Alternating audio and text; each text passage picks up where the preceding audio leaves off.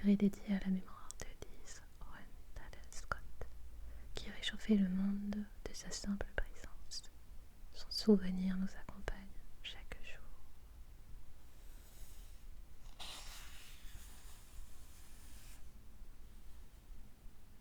Certains d'entre nous ont une âme de charognard, et certains d'entre nous une âme de bête traquée. Émilie Skaja, My Historia. Maculée de sang, la fille titube vers l'obscurité. Ses vêtements en lambeaux pendent lamentablement, révélant par endroits sa chair toute pâle. Chaussures perdues, pieds écorchés. Elle est à l'agonie, mais la douleur n'a plus d'importance à présent. Seule contre les autres souffrances, son visage est un masque de terreur, son cœur un tambour lancinant, sa respiration le halètement paniqué d'un renard aux abois. Un vrombrissement sourd brise le silence de la nuit. Un avion. La fille essuie le sang sur son visage, élève les yeux vers le ciel, mais elle n'y voit que des étoiles. Le vrombissement s'intensifie. Une voiture. La fille serait-elle déjà arrivée à la route principale? L'espoir l'envahit, et elle parvient à puiser au plus profond d'elle-même l'énergie de courir. Elle ne sent plus qu'elle ne voit la lumière dans son dos, les phares qui éclairent sa silhouette dans le noir. Elle comprend que la voiture arrive de derrière, de la ferme. Alors elle se retourne. Elle sait avant de le voir que ce sera son visage derrière le volant. Elle s'immobilise. L'espace d'une seconde, elle hésite, puis quitte la chaussée et se met à courir le plus vite possible, franchissant un fossé, enjambant une clôture en bois. Franchissant un fossé, enjambant une clôture en bois. À présent qu'elle est dans le champ voisin, elle court dans le noir, tombe, se relève, sans bruit. À quoi bon crier? Quand il la rattrape, il lui arrache des poignées de cheveux et la plaque au sol. Elle sent son haleine. Elle sait ce qu'il va lui faire. Elle sait ce qui va se passer parce qu'elle l'a déjà vu à l'œuvre. Elle a vu ce qu'il a fait à son ami. Avec quelle sauvagerie il... Non mais vraiment, marmonna Irène. Et elle referma le roman pour le poser sur la pile des livres à donner. Quelle nullité ce bouquin. Dans la tête de Laura, Dèdre se mit à parler. Ton problème, Laura, c'est que tu prends toujours de mauvaises décisions. Tu as bien raison, Dèdre. Laura ne se serait jamais attendue à prononcer ou même à penser ces mots. Mais debout dans la salle de bain, tremblant comme une feuille, tandis que le sang chaud s'écoulait de manière régulière de sa coupure au bras, elle devait bien reconnaître que la Dèdre dans sa tête avait cerné le problème. Elle se pencha en avant et appuya le front contre le miroir, de manière à ne pas avoir à affronter son reflet. Mais regarder vers le bas était pire, car cela la forçait à voir sa plaie. Elle réprima un haut le cœur. Tellement de sang. La coupure, plus profonde qu'elle l'avait d'abord cru, aurait mérité un passage aux urgences. Mais s'il était hors de question qu'elle aille à l'hôpital, de mauvaises décisions. Quand enfin le saignement sembla ralentir, Laura retira son t-shirt et le laissa tomber au sol. Puis elle ôta son jean, sa culotte et son soutien-gorge, et inspira vivement lorsque l'agrafe métallique de ce dernier frotta contre la coupure. Aïe aïe aïe, saloperie de merde, siffla-t-elle entre ses dents. Une fois que le soutien-gorge eut rejoint le reste des vêtements sur le carrelage, Laura prit place dans la baignoire, ouvrit le robinet en frissonnant et se plaça sous le filet d'eau brûlante qui s'écoulait de la paume de douche. Sa salle de bain n'offrait que deux options: chaleur infernale ou froid polaire, sans intermédiaire possible. Du bout des doigts, elle se mit à caresser dans un sens puis dans l'autre ses belles cicatrices couleur ivoire. Hanches, cuisses, épaules, nuque. Je suis là, murmura-t-elle. Je suis là. Après la douche, elle se blottit dans une serviette élimée, enveloppa comme elle put son avant-bras de papier toilette et s'assit sur le vilain canapé en sky gris du salon pour appeler sa mère. Elle tomba directement sur le répondeur et raccrocha. Pas la peine de gâcher de précieuses minutes de crédit. Elle compose ensuite le numéro de son père. « Ça va, Poussin ?» répondit celui-ci. Il y avait du bruit en fond. La radio était allumée. BBC Radio Live, devina Laura. Papa. Elle sentit une boule se former dans sa gorge et se força à déglutir. Qu'est-ce que tu me racontes de beau? Papa, est-ce que tu pourrais venir? J'ai eu une nuit difficile et je me demandais si tu pouvais passer. Je sais que ça fait loin, mais Non, Philippe, cracha-t-elle enfant. Je te rappelle qu'on a un bridge. Papa coupa le haut-parleur. Ma chérie, Sérieusement, papa, coupe le haut-parleur, s'il te plaît. Je ne veux pas entendre sa voix. Ça me donne envie de foutre le feu à des trucs. Allons, Laura. Laisse tomber, papa. C'est pas grave. Tu es sûre? Non, je suis pas sûre. Évidemment que je suis pas sûre. Putain.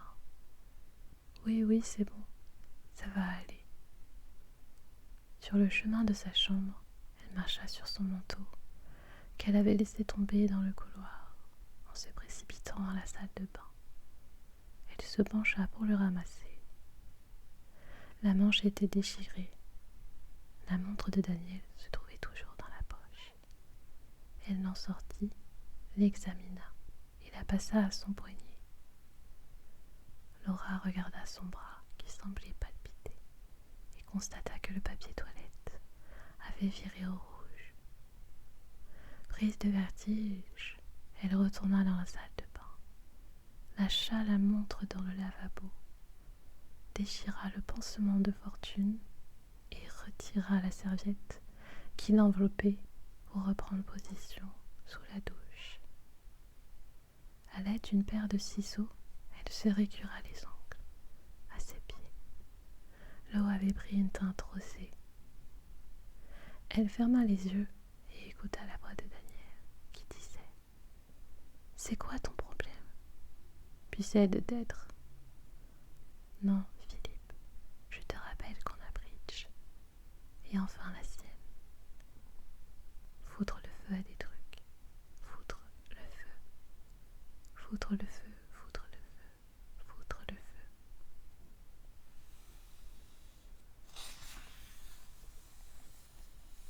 Un dimanche sur deux, Myriam vidait ses toilettes. Pour ce faire, elle devait sortir la cuve, toujours étonnamment et horriblement lourde, de ses petits WC situés à l'arrière du bateau, traverser la cabine avec son chargement, puis rejoindre le chemin de halage, marcher 100 mètres jusqu'à la station de dépotage et, enfin, vider la saison noire et rincer les derniers restes de la cuve. C'était là un des aspects les moins ragoûtants de la vie en Sicard. Ces péniches étroites des canaux de Londres et une corvée dont elle préférait se débarrasser tôt le matin, quand il n'y avait personne alentour. Il faut dire que trimballer ses déjections parmi des inconnus, promeneurs de chiens ou autres joggeurs, manquait singulièrement de dignité. Elle se tenait ce jour-là sur le banc arrière pour vérifier que la voie était libre. Pas d'obstacle en vue, ni vélo, ni cadavre de bouteille. les gens pouvaient se montrer si inciviques, surtout le samedi soir. C'était une matinée ensoleillée, un peu froide pour un mois de mars, mais des bourgeons blancs sur les rameaux lisses, des platanes et des bouleaux laissaient entrevoir le printemps. Une matinée un peu froide et pourtant, Myriam remarqua que les portes de la cabine de la péniche voisine étaient ouvertes, tout comme la veille au soir. Étrange, mais justement, elle devait aller parler à son jeune occupant.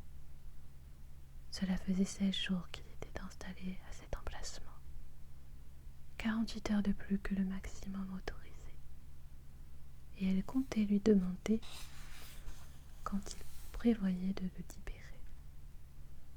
Ce n'était ni son travail, ni sa responsabilité, mais Myriam était une des rares à posséder un droit de mouillage permanent, et cela lui conférait un certain sens de devoir vis-à-vis de sa communauté.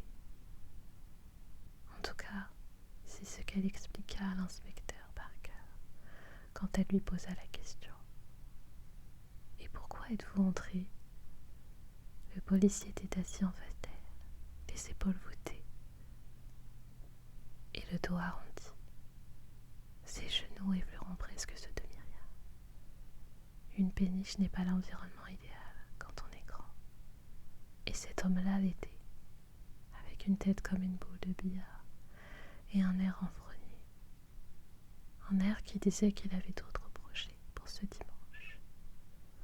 Emmener ses enfants au parc, par exemple, et qu'il n'était pas ravi de devoir le passer ici avec elle. « Est-ce que vous avez touché quoi que ce soit ?» demanda-t-il. « Touché ?» Myriam ferma les yeux pour réfléchir. Il se revit toquer sèchement à un carreau de bateau bleu et blanc, attendre une réponse, une voix ou un frémissement de rideau. Puis quand rien n'était venu, se pencher pour regarder à l'intérieur. Une tentative vaine en raison des voilages et de la quantité de crasse accumulée sur les vitres. 10 ans de pollution. Toquer à nouveau et après quelques instants, grimper sur le pont arrière, appeler « Ouh, il y a quelqu'un !» Elle se revit attraper la poignée de la porte et aussitôt être assaillie par un effluve, une odeur de fer, de viande, une odeur qui lui avait donné faim. « Il y a quelqu'un !» Ouvrir la porte en grand, descendre des 2 marches qui menaient dans la cabine et s'étrangler sur son dernier « quelqu'un ?» en découvrant la scène. Le garçon, non pas un garçon, un jeune homme plutôt, étendu sur le sol, la gorge tranchée d'un large sourire, et du sang partout.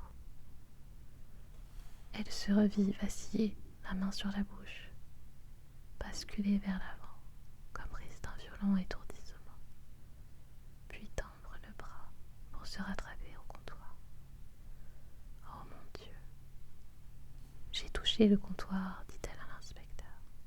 Je crois que je me suis retenue au comptoir, juste à l'entrée, à gauche, quand on entre dans la cabine.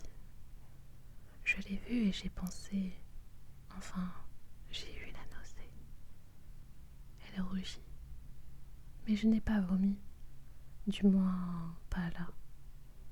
C'est dehors que... Je suis désolée, Ne vous en faites pas, répondit Parker, en soutenant son regard.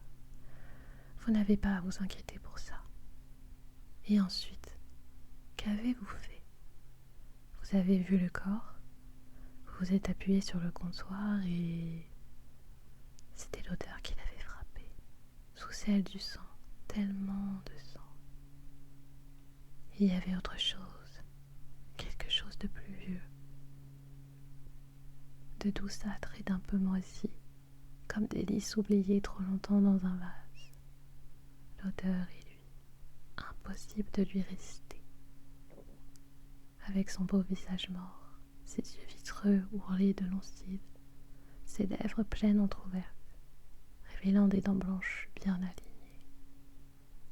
Son torse, ses mains et ses bras étaient recouverts de sang, et il avait les doigts recourbés, comme pour s'accrocher à quelque chose. Alors qu'elle tournait les talons, un éclat argenté par terre avait attiré son regard. Un éclat au milieu de cette mare écarlate. Il commençait déjà à noircir. Myriam avait remonté tant bien que mal les marches pour quitter la cabine et inspirer de longues coulées d'air entre deux hauts le cœur. Puis elle avait rejoint le chemin de halage. Et là, elle avait vomi. S'était essuyé la bouche et avait crié « À l'aide! Appelez la police !» Mais c'était un dimanche matin. Il était à peine 7h30 et il n'y avait personne pour l'entendre. Le chemin était désert. Même la route un peu plus haut était silencieuse. Pas un bruit à l'exception. Pas un bruit à l'exception du bourdonnement d'un générateur et des cris rauques de quelques poules d'eau.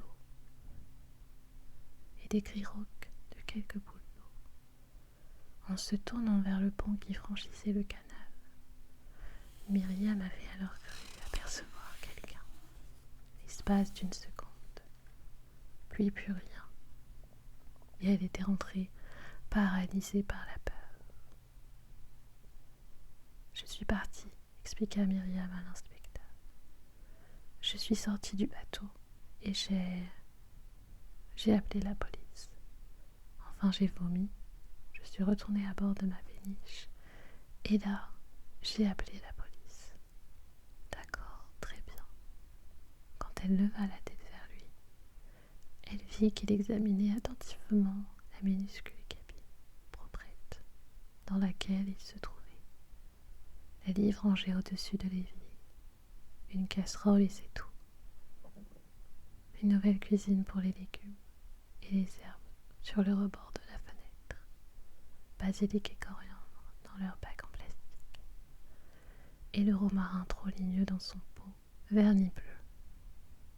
Il jeta un coup d'œil à la bibliothèque remplie de livres de poche, à la fleur de lune qui prenait la poussière au-dessus, au cadre avec la photo d'un couple ordinaire entourant leurs enfants, enrobés sur une étagère. Ce n'était pas une vraie question. Myriam devinait sans mal ce qu'il pensait d'elle. Vieille fille écolo, fanatique, le genre à se tricoter des pulls en chambre quand elle n'est pas occupée, à fourrer son nez dans les affaires des autres. Oui, Myriam savait ce qu'on disait en la voyant. Est-ce que connaissez-vous vos voisins? Est-ce qu'on peut appeler ça comme ça d'ailleurs? J'imagine que non. S'il ne reste ici qu'une semaine ou deux, il y en a qui vont et viennent régulièrement, répondit Myriam avec un haussement d'épaule. Certains ont leur petite routine, un bout de canal qu'ils aiment sillonner. Alors on finit par les connaître, si on en a envie. Mais si on préfère, on peut aussi choisir, comme moi, de rester dans son coin. L'inspecteur ne fit aucun commentaire. Il se contenta de la dévisager, impassible. Elle comprit qu'il essayait de la jauger et qu'il prenait ce qu'il lui confiait avec réserve. Et lui, l'homme que vous avez découvert ce matin? Myriam secoua la tête. Je ne le connaissais pas. Il nous est arrivé de nous croiser, d'échanger je ne dirais même pas des banalités d'ailleurs. Bonjour, bonsoir, c'est tout. Pas exactement. Il était vrai qu'elle ne l'avait vu que 2 ou 3 fois depuis son amarrage. D'ailleurs, elle avait tout de suite compris qu'elle avait affaire à un amateur, avec sa péniche délabrée, à la peinture écaillée, au linteau rouillé et à la cheminée de travers. Quant à l'occupant, il semblait beaucoup trop propre sur lui pour la vie du canal. Vêtements impeccables, dents blanches, aucun piercing ni tatouage, aucun de visible du moins. C'était un très beau jeune homme, très grand, avec des cheveux bruns, des yeux noirs, et un visage tout en ligne et en angle. La première fois qu'elle l'avait vu, elle lui avait dit bonjour. Il avait levé la tête pour lui sourire. Les petits cheveux sur la nuque de Myriam s'étaient aussi redressés. Cela l'avait marquée, mais elle ne comptait pas en parler à l'inspecteur. La première fois que je l'ai vue, j'ai ressenti quelque chose d'étrange. Il la prendrait pour une folle. De toute façon, elle comprenait maintenant ce qu'elle avait ressenti ce jour-là. Ce n'était pas une prémonition ou une autre absurdité de ce genre. Non, c'était l'inspiration. Il y avait là une opportunité. C'était ce qu'elle avait songé quand elle avait appris l'identité du garçon. Mais elle n'avait pas trouvé le moyen d'en tirer profit jusque-là.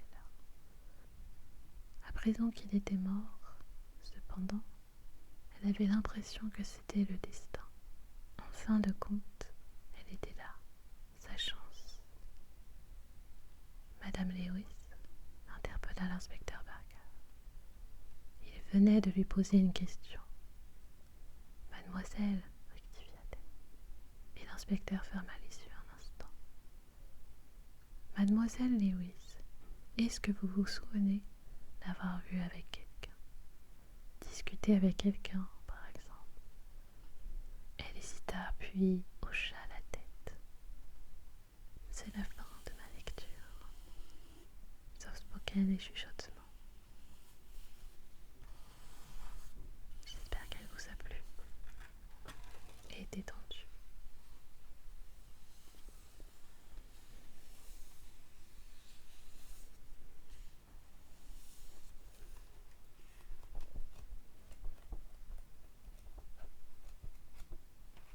Je vous souhaite une belle fin de vidéo, ainsi qu'une belle nuit ou une belle journée.